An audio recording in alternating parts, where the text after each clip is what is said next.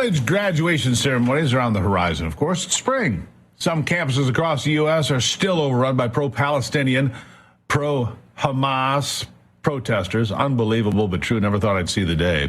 Some institutional leaders have called in the police, like last night in Boston, where some 100 kids were arrested at Emerson College. Good.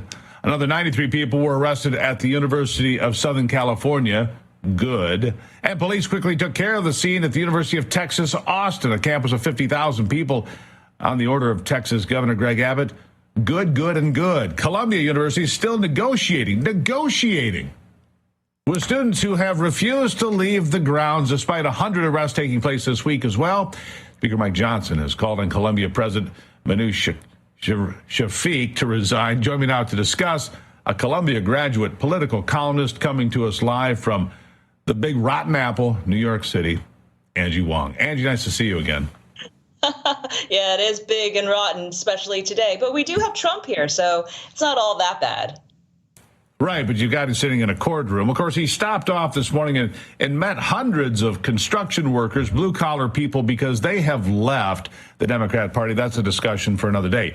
You told me in the break you had the opportunity to spend some time with some of these children on campus to, espouse their views and share their wisdom on what they're protesting. How enlightening was it? Yeah, they don't know what they're protesting for. They couldn't even tell me why they were protesting. All they wanted to wear were, the black and white checkered scarves. They wanted to be part of a party. So not only did I go to Columbia, I also went to NYU. I got to have the double whammy of, liberal colleges. And it was really fun just to talk to some of the students. I even had coffee with them. They're doing art projects in these encampments. They're making signs. They're doing yoga classes. That's what this is about. This is about getting at a finals week that they have next week. They're not studying. They're just there to party with their friends and have one 1968 kind of moment to say, oh, well, this is what I could tell my kids when I grow up. These guys, really, they're just there for the body count. You have real infiltrators there. You have PAC money going in. You have legal defense money going in and possibly foreign money going into these things. That's why they all have the matching T-shirts and the matching tents and the matching guard. Right. People are funding this. Yeah. They're going to have their crowning achievement when they want that 1968 moment. It's going to happen in Chicago this year, Angie, when the Democrats hold their convention there. That's going to be the crowning achievement of this summer of hate, which is what we're on the verge of here. This is not going to end well. Columbia negotiating with these people is ridiculous. You've got outside agitators. You've got foreign students. You've got people who knows who came over the border who could be infiltrating in some of these events. We have no idea what's the makeup of those crowds, do we? No, well, we do. They're mostly college kids who don't know what they're talking about. They heard about this thing called October 7th, and they think that's where history begins. That's the problem.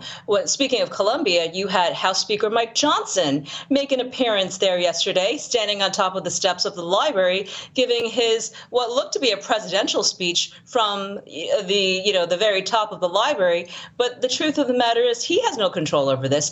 All the political leaders of New York City and also now Washington have come over to try to own this message, to campaign on this message. It's turned political, but ultimately it's just disruptive. It's disrupting all the classes. I don't know what's going to happen in 2 weeks when most of these schools have their graduations and all the parents come in onto campus. So where does this end? The University of Southern California came in and pushed people out. The University of Texas at Austin, they didn't play games at all. University of Minnesota, I saw some of the same. Some of these people are not putting up with it. And you have Democrats now saying, look, we're not going to tolerate this. The governor of Pennsylvania, Governor Shapiro, says, no, we're not going to put up with this in Pennsylvania. So the Democrats, at least some, are getting the very loud and clear political message. Others seem to be tone deaf still, even now. It's remarkable, isn't it? Yeah, they're trying to play the political game. They're trying to balance both. They're trying to please everybody. It can't happen. And honestly, this is not a discussion for campuses. I know college campuses are traditionally there for a political debate, but this has gotten to be really ugly and really hateful. What I saw yesterday on the campus of NYU was they started putting up walls. In fact, security put up lots of walls so that people could not form an encampment. Well, weren't these the same people who told us years ago that walls don't work? Now they're putting up walls to protect themselves. It's pretty incredible. The encampments are coming because I see the shipments, the truckloads of supplies coming in for these protesters. Now, I think you're right. We're going to have the summer of hate. Be prepared, New York. We're going to see a lot more than just hate. We're going to see, unfortunately, some really nasty stuff this summer. Yeah, let me ask you this, Angie, because I saw this on social media, and I don't know if it's true or not. But I saw pallets of bricks and purported to be at Columbia. Now, I saw that during the Summer of Love 2020. The bricks got dropped off in different cities. Also, not magically, they would appear. Oh, there's a construction project. I don't see a construction project using bricks, but here are the bricks. Have you seen anything like that? You say supplies are coming in. And because I'm going to tell you, this is going to get ugly. Ugly. What kind of supplies are you seeing? I'm seeing pickup trucks rolling onto corners. They're parked there illegally. I see the protesters going there, picking up stuff, whether it be flags or signs, bottles of water. I didn't see any bricks per se, but then again, it's a pickup truck with a tarp over it.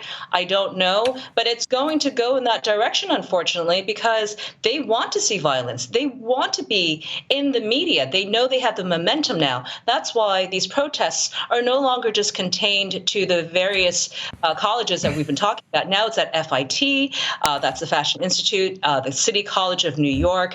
It is going on to every campus. That's the goal. They have our attention. Yeah.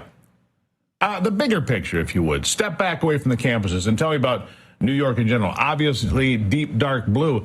Does this change that at all? Or do people vote for this and say, oh, I'm good with it. I'm a New Yorker. I'm a Democrat. I love what's going on. I mean, does it change anything? Well, the two changes I see here is that you do have a traditional deep blue city, and all of a sudden, because of Trump and what he's been doing, you know, he's been held to a court here, so he's going to campaign here in New York City every single day. Guess what? We're making the DNC now have to spend money in New York, where they always thought, oh, we have that in the bag. No, we're now going to have to see Democrats. Really? Money in cities like New York, in places like Chicago, also Michigan, where they're losing ground, and Minnesota. Yeah, this is helping. This is helping the GOP. So, you know, because Joe Biden cannot take a full position on whether he supports Israel or whether he supports Palestinians. And, you know, this is his Achilles heel. Yeah, we're going to see what happens. Rumor of a rally at Madison Square Garden. Wouldn't that be something if it actually happened? With Trump, that is. Angie, greatly appreciate you being here and your insights. Thank you. Thank you.